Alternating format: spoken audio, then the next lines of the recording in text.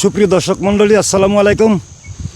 আমি এমন একটি এলাকায় এসেছি, ভোলা জেলার দক্ষিণ বালিয়া ইউনিয়ন। এই দক্ষিণ বালিয়া ইউনিয়নের একটি গ্রাম।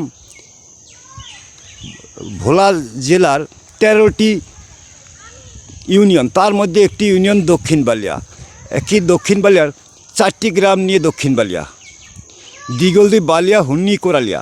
সেই ঠিক বালিয়ার একটি বিলে আশ্চর্য হলো সত্যি, এখানে যে সূর্যমুখী চাষ হয় জানতাম না। আশ্চর্য হলো সত্যি, এই গ্রামে এত সূর্যমুখী চাষ হচ্ছে। এ আজগবি এক ইতিহাসের সাক্ষী। এই গ্রামের মানুষগুলো সহজ সরল। এই সহজ সরল মানুষরা এত সুন্দর ফসলের চাষ করে যেটা অকল্পনীয়। সেই দেখাচ্ছি আপনাদেরকে, ঘুরে ঘুরে দেখাচ্ছি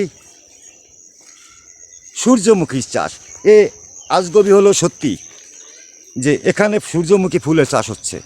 এ দেখার মতো, কল্পনাও করা যায় না যে এখানে সূর্যমুখী ফুলের চাষ হবে।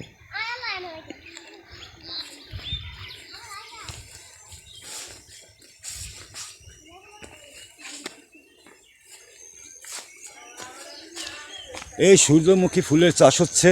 এই ঠিক রাস্তা, এই রাস্তার পাশে ছেলে মেয়েরা যাচ্ছে স্কুলে। তোমরা স্কুলে যাচ্ছ? এই যে দাঁড়া, তোমরা স্কুলে যাচ্ছ?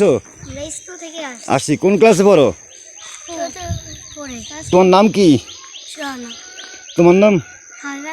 বাহ, চমৎকার। আমাদের গ্রামের শিশু বাচ্চারা স্কুলে যাচ্ছে এই ক্ষেতের পাশ দিয়ে। চমৎকার। সেই আমাদের ঐতিহ্যবাহী গ্রামের একটি সূর্যমুখী চাষ করা হয়, সূর্যমুখী ফুল, যা দেখলে আশ্চর্য মনে হবে যে সত্যি এত সুন্দর ফুল ফুটে আছে যেটা কল্পনা করা যায় না। ধন্যবাদ। আপনারা দেখলেন সূর্যমুখী ফুল। খেতে আমি নামতে পারলাম না, এজন্য খেতে হালকা পানি আছে বিদায় নামা সম্ভব হচ্ছে না, বিদায় আপনাদেরকে দূর থেকে আমি দেখালাম। আশা করি আপনাদের সকলে ভালো লাগবে। ভিডিওটা দেখবেন, লাইক শেয়ার কমেন্ট করতে ভুলবেন না। ধন্যবাদ। এই সেই এলাকা, এই এলাকার এই পাকা রাস্তা। এই পাকা রাস্তার পাশেই আমরা দেখতে পাচ্ছি সূর্যমুখী ফুল। এই প্রথম দেখলাম সূর্যমুখী ফুল। এই সূর্যমুখী ফুল দেখে আমি নিজে অবাক। ফুটে আছে জ্বলন্ত অগ্নিগিরি, মনে হয় জ্বলন্ত অগ্নিগিরি। চমৎকার ফুল আর ফুল, ফুলে সুশোভিত একটি এলাকা। ধন্যবাদ। আশা করি ভালো থাকবেন। আপনারা সবাই লাইক শেয়ার কমেন্ট করতে ভুলবেন না, কারণ আমি বিভিন্ন সময় বিভিন্ন ইতিহাস ঐতিহ্য দেখিয়ে থাকি, তারই একটা অংশ হিসাবে আমি আপনাকে দেখালাম এই সূর্যমুখীর ফুলের বাগান। এই যে আপনাদেরকে আরও দেখাচ্ছি, কিছু ঘুরে ঘুরে দেখাচ্ছি হালকা। তবে গ্রামের বাড়ি, বিভিন্ন গাছগাছালির জন্য আপনারা দেখতে পাচ্ছেন না। এই সেই সূর্যমুখী ফুল, চমৎকার চমৎকার সূর্যমুখী ফুল ফুটে আছে আপন মনে। এই যে বাগান বাড়ি, তবে হ্যাঁ, এই এলাকাটা সম্পূর্ণ সুপারি ফলনের জন্য বিখ্যাত। সেই সুপারির বাগান, এই রাস্তা, প্রতিটা সুপারি বাগানের ভিতরে বাড়ি। বোধহয় আপনি খুঁজেও পাবেন না এই সুপারি বাগানের ভিতরে যে কোথাও বাড়ি আছে। এই যে সেই বাড়ি, বাগান, চারিদিকে সুপারির বাগান, সুপারির ক্ষেত, শুধু সুপারি আর সুপারি। আমি যে কোন দিক দিয়ে হাঁটতেছি আমি নিজেও জানি না। সুপারি বাগানের গাছের পাশ দিয়ে ঘুরে ঘুরে ঘুরে ঘুরে আপনাদেরকে একটু হালকা দেখাচ্ছি। আশা করি সকলেই ভালো লাগবে, কারণ ভালো লাগার বিষয়। অপরিচিত একটি এলাকা, তারপরেও আমরা দেখতে থাকি হালকা করে একটু এই সুপারি বাগান। সূর্যমুখী ফুল দেখলাম, সুপারি বাগান দেখলাম। এই সুপারি বাগানের মাঝ দিয়ে রাস্তা, বিশাল রাস্তা, গ্রাম্য রাস্তা, সড়ক ও জনপথের রাস্তা, যেই রাস্তায় দিয়ে আমরা হাঁটতে থাকি। এই যে এই আমি হাঁটতেছি, এই গ্রাম দেখাচ্ছি আপনাদেরকে, বাগান দেখাচ্ছি আপনাদেরকে, আপনারা দেখবেন। আশা করি দেখুন আপনারা, সুপারি আর সুপারির বাগান আর বাগান। আপনারা দেখলে আশ্চর্য হওয়ারই কথা যে এত সুপারি বাগান। এরাই কি বাংলাদেশের সুপারি চাহিদা পূরণ করে, না আরও কেউ করে? ভোলা জেলা সুপারি উৎপাদনের জন্য বিখ্যাত। সেই সুপারির জন্য বিখ্যাত এলাকা আমরা দেখতেছি, ঘুরে ঘুরে দেখতেছি। চমৎকার একটি এলাকা। এই এলাকায় আমি আসছি। এই এলাকাটি চমৎকার সুশোভিত একটি এলাকা। দেখুন, সুপারি বাগান, বিভিন্ন চাষের জমি নাই বললেই চলে। চাষের জমিগুলো ধ্বংস হয়ে গেছে, চাষের জমি নাই, সবাই ক্ষেত খিস্তি নিয়ে ব্যস্ত। এখানে কলা গাছ, এটা ছিল একসময় দক্ষিণ বালিয়া ফসলের ভাণ্ডার। এই ফসলের ভাণ্ডার এখন আর নাই। এখন শুধু আশ্চর্য হলো সত্যি যে এখন শুধু জমিগুলো ভরাট হয়ে গেছে, সবাই বাড়িঘর করায় ব্যস্ত, সবাই বাড়িঘর করা নিয়ে ব্যস্ত আছে।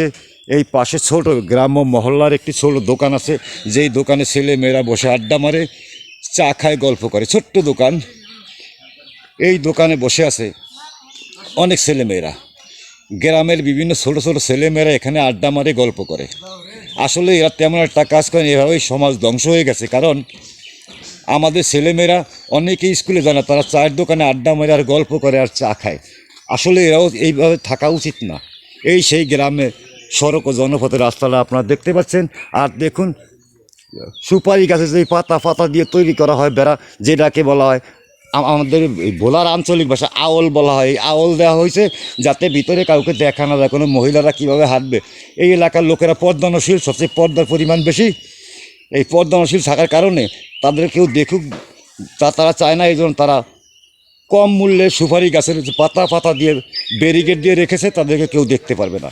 তারা ঘরে থাকবে। মেয়েরা এত পর্দানশীল যেটা কল্পনা করা যায় না। এই সেই রাস্তা, এই যে দোকান, ছোট্ট একটি দোকান। দোকানে এক ভাইয়ের সাথে একটু আলাপ করি। ভাই, একটু আসবেন, একটু আসেন, খুশি হব।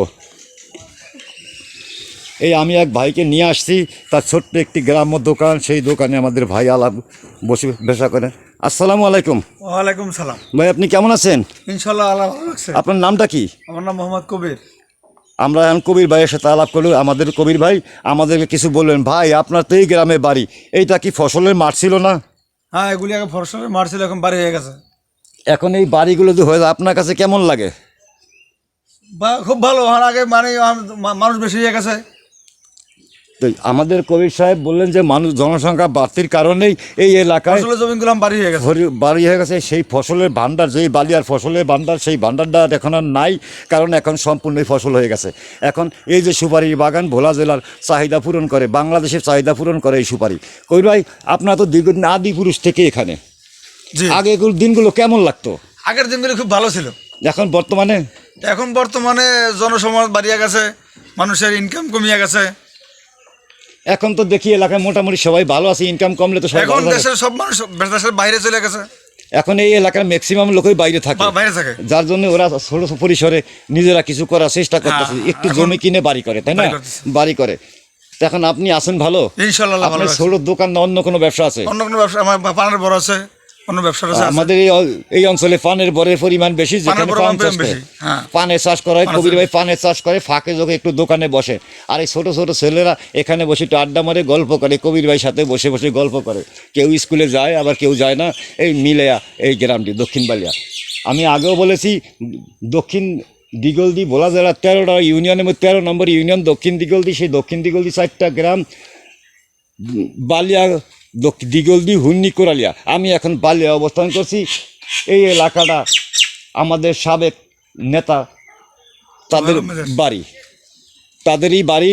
এখন এই পাশেই আছে স্কুল, যারা স্কুলে যায় ঠিক সেই স্থানে দাঁড়িয়ে আপনাদের কিছু বললাম। আশা করি আপনাদের ভালো লাগবে। করবে, আপনাকে অনেক অনেক ধন্যবাদ আমাকে সময় দেওয়ার জন্য। আশা করি ভালো থাকবেন। শুধু আপনি কিছু বলবেন? না, আমি কি বলবো না, হালকা কিছু বলেন যে আপনার কেমন লাগে গ্রামে থাকে, কি অবস্থা, কি পরিবেশ আছে? ইনশাল্লাহ গ্রামে আল্লাহ খুব ভালো রাখছে, ভালোই আছে। সুপারি চাষ করেন? না, সুপারি আছে, সুপারি বাগানটা আছে অনেক। যাক, আমি আপনার সাথে কথা বলে খুব খুশি হলাম। আশা করি ভালো থাকবেন। আর দর্শকদের উদ্দেশ্যে কিছু বলেন। কি বলবো, কিছু বলেন যে সবাই ভালো থাকবেন, এই কথাটা বলেন।